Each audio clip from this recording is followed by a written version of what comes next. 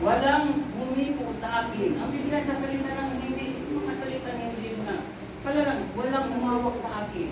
Diba? Para hindi tayo masyadong pasukin ng masamang pag-iisip. Walang humawak sa akin na lalaki, walang humipo sa akin na lalaki.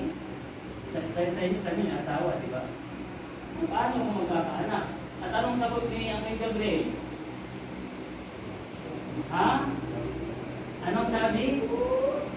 Walang imposible sa Diyos. Kaya yun ang nangyari. Yung Biblia na yun, at dito sa Quran, yung pagkadetalye ay pare-pareho lang. Sabi ko, bakit ngayon lang namin ito nalalaman